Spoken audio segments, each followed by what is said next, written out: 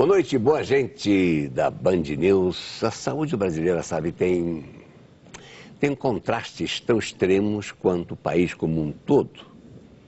Nós temos ilhas de excelência dentro de um sistema dramaticamente carente de eficiência. Um desses focos de excelência fica aqui em São Paulo. É o Hospital Israelita Albert Einstein. Einstein fundado há 41 anos e hoje a maior e mais avançada instituição de saúde privada da América Latina. Este ano, por exemplo, a equipe de transplante de fígado do hospital, considerada a melhor do mundo na especialidade, fez o primeiro transplante multivisceral realizado no Brasil. É uma cirurgia épica, em que nada menos do que 5 órgãos são transplantados de uma só vez, num único paciente.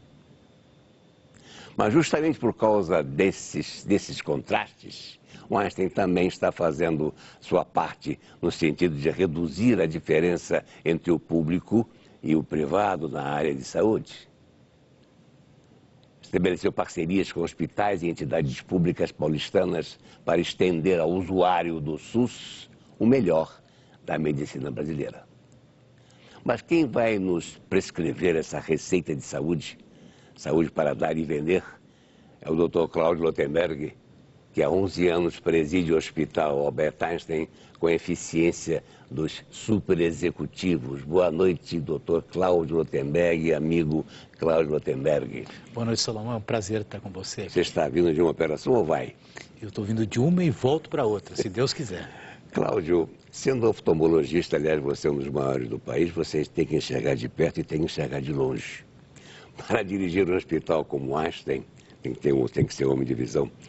Einstein, que está entre as 500 maiores empresas brasileiras em receita líquida, e eu falo já sobre a diferença de empresa, é fundamental ser médico?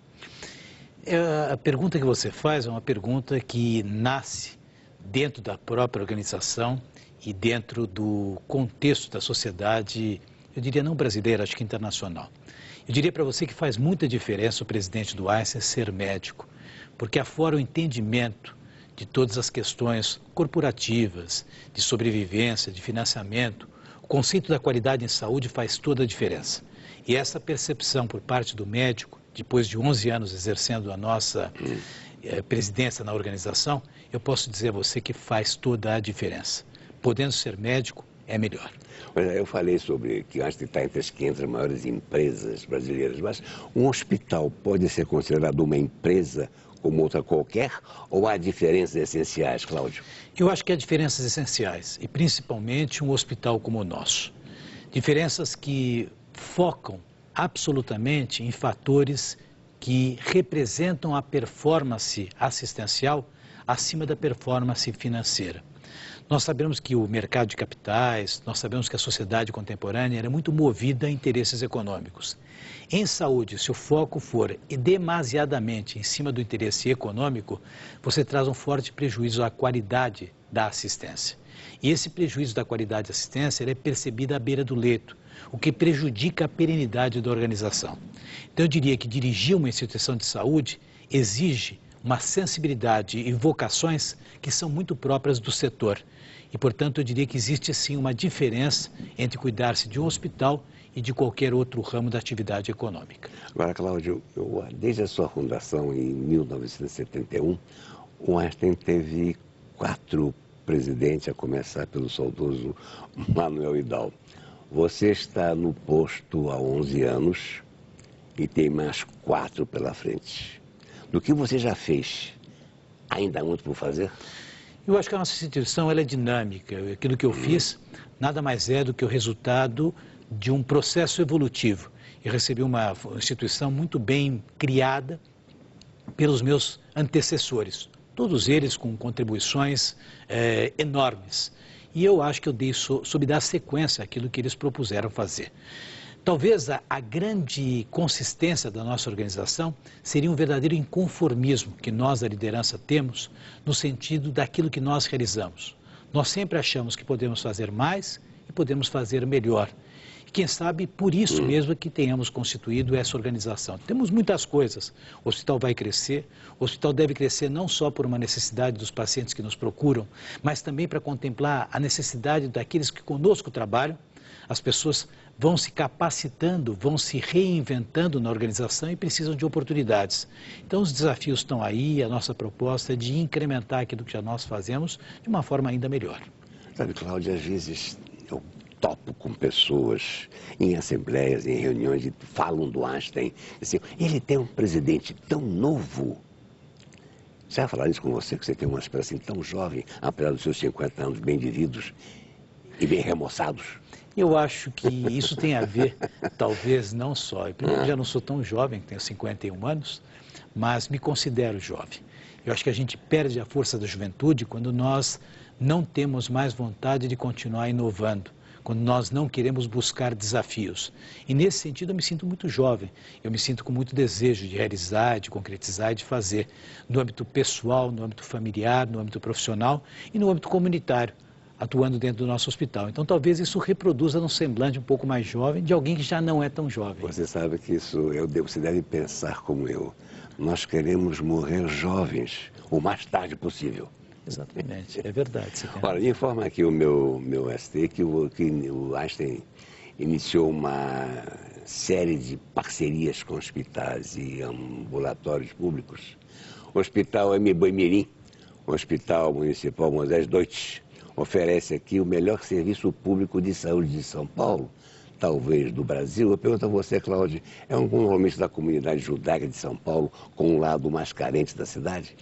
Nós temos um dos nossos valores, que é justamente o valor judaico da tzedakah, que para nós não é caridade, é justiça social. O hospital nasceu isso, faz parte do nosso DNA. Nós temos uma série de programas e um deles é justamente a parceria com a Prefeitura de São Paulo no Hospital do Boi-Mirim. E eu visito sistematicamente o hospital e acompanho de perto a performance e vejo com orgulho que as ferramentas de gestão que nós utilizamos para acompanhar a performance de dentro do hospital, ela acontece também no Hospital Moisés Deutsch. Essa semana tivemos o primeiro caso de trombólise, que é um procedimento delicado feito num paciente que estava no processo de AVC, realizado por telemedicina, guiado através do Einstein em direção ao Boi-Mirim. Então existe uma interação grande, uma participação rica, troca de ideias. Como é que é feita essa telemedicina? É feita através de troca de informação entre médicos, com sistema de comunicação muito avançado, com câmeras, com televisão, com monitoramento. São trocadas informações, porque evidentemente o Einstein ainda tem mais recursos do que o Boi-Mirim. O Hospital do Boi-Mirim é um hospital montado às custas do esforço público, do investimento público também. O hospital reforça. E, logicamente, que o capital humano, a sinergia, a interação multiprofissional, ela é muito importante. E, nesse sentido, o Einstein consegue interferir para que a prática do Boi seja de melhor qualidade. Vamos falar também no transplante de fígado. Simplesmente vocês fazem 250 cirurgias por ano. É o maior do mundo? Como é que isso é possível, Cláudio? Eu sei que quem começou foi o Dr. Silvano Raia, começou primeiro a fazer isso no Einstein. O professor Silvano iniciou, ele foi realmente muito feliz quando teve a iniciativa de nos trazer essa proposta e você deve estar lembrado que nós recebemos isso de maneira muito entusiástica, porque era uma oportunidade de trazer um processo de alta complexidade dentro de uma plataforma social. Esses transplantes são realizados através do PROAD, que é um programa de filantropia em parceria com o Ministério da Saúde. Então, atinge pessoas que não teriam acesso ao sistema Einstein e que passam a ter acesso. É uma questão de orgulho. O transplante não depende somente de uma equipe médica. Ele precisa de uma equipe médica diferenciada, profissionais competentes que atuam, mas precisa de uma equipe diferenciada de captação, precisa de um serviço de diálise diferenciado, precisa de uma terapia intensiva de primeira linha. Tudo isso corrobora favoravelmente para que nós tenhamos indicadores mais diferenciados. O prognóstico dos pacientes que são operados no nosso hospital é um prognóstico melhor do que aqueles comparados com os grandes centros internacionais. E em termos de produção, considerando doador cadáver, é o maior centro do mundo. Portanto, quando o Einstein faz isso, é uma razão de orgulho não para nós da comunidade Einstein, mas para a sociedade brasileira, que bem montada, fazendo as coisas de forma estruturada, tem todas as condições para realizar a medicina de primeiro mundo. Agora, você falando em transplante de fígado, eu quero falar daquele transplante multivisceral, que é um transplante épico, que foram com transplante de cinco órgãos para o mesmo paciente. Como é que foi essa técnica? Veja, primeiro, de novo, a capacidade da atividade multiprofissional. Isso não é uma atividade só de um médico. Então, são equipes que trabalham em conjunto. Eu converso muito com os médicos que lidam com alta complexidade. Muitas vezes eu pergunto, mas se você quiser fazer esse procedimento fora daqui, com medo de perder até os profissionais, é natural isso. Você desenvolve esses profissionais, mas eles são livres para atuar. Eles dizem a grande dificuldade que a gente teria em outro centro seria o suporte. Então, realmente é um transplante, como você classificou, épico, porque ele envolveu uma sinergia muito grande de várias equipes, desde aquelas que captaram e as diferenças de especialidades, que tem que trabalhar de maneira orquestrada, mas que em cerca de 10 ou 11 horas conseguem fazer algo que realmente é diferenciado, não diria na estrutura do Brasil. No Brasil é único, mas acho que na estrutura da medicina internacional. Hoje você depende de um entendimento multiprofissional. Eu sempre digo que o médico traz o paciente, mas quem mantém o paciente dentro de uma instituição é uma equipe multiprofissional. Então são horas e horas de treinamento, são profissionais da área de assistência, que são preparados dentro de uma verdadeira universidade corporativa que nós temos dentro do hospital, cursos de enfermagem, cursos de técnicos de enfermagem, só em pós-graduação, mais de 1.500 alunos. Um centro de simulação realística que foi criado em parceria com o Haim Sheba Medical Center da Universidade de Tel Aviv, de Israel. Então, essas coisas conspiram para que amanhã a gente possa retratar lá na frente um transplante multivisceral ou uma cirurgia minimamente invasiva na área de cardiologia. Mas para que isso exista, você tem que trabalhar todos esses elementos. Por isso que eu digo que o trabalho que a gente está fazendo é um trabalho que deriva de um esforço, eu diria, hercúleo, de várias gerações. E que eu, nesse momento, estou tendo a felicidade de poder capitanear. E não esquecer o que você me falou antes de uma parceria com um grande centro oncológico dos Estados Unidos, com o MD Anderson. O que os pacientes do Einstein vão ganhar com isso? Eles ganham de novo, trabalho em sinergia, são protocolos, enfermeiros que são treinados, técnicos de enfermagem que são treinados. Não basta simplesmente um médico prescrever ou adotar um protocolo para o atendimento oncológico. É necessário que exista uma discussão, um trabalho muito mais integrado. E essa modalidade de trabalho é uma modalidade que já existe há muitos anos no MD Anderson. E nós estamos trazendo isso aos poucos dentro do nosso hospital, criando boards de discussão de doenças, onde essa integração se mostra cada vez mais presente. O paciente vai ganhar e vai ganhar muito. É o MD Anderson. MD Anderson. Fica onde? Em Houston, Texas. Houston. Sabe, Cláudio, vocês estão construindo, eu passo assim sempre pelo Einstein, me dá prazer ver, não quero entrar. Vamos entrar, tá certo. Mas vocês estão construindo mais um edifício que vem se juntar aos 4 blocos do hospital. Em termos de expansão física, até onde o Einstein pode chegar? Essa é uma pergunta muito difícil de ser respondida. Eu acho que a expansão física... Vocês vão deixar o estádio Morumbi em paz? Deixa o estádio Morumbi em paz, que é do nosso glorioso São Paulo Futebol Clube. Não deixa de ser o local onde as pessoas podem recuperar a sua saúde também. Mas, na realidade, o hospital pode crescer até o ponto que a sua capacidade humana possa dar conta às demandas que vão surgir. Quando eu digo que demandas que vão surgir, um hospital hoje já não é mais um centro de referência hospitalar. A medicina de internação, a medicina que é exercida com o paciente dentro da atividade hospitalar, ela não se restringe à prática assistencial. Hoje o paciente precisa mais do que isso, ele precisa de cuidado contínuo, ele precisa de atendimento ambulatorial, ele precisa de reabilitação, ele tem que fazer exames. Então nós estamos crescendo no sentido de criar um compromisso de dar tudo aquilo que o paciente precisa nas suas diferentes fases, da prevenção à reabilitação.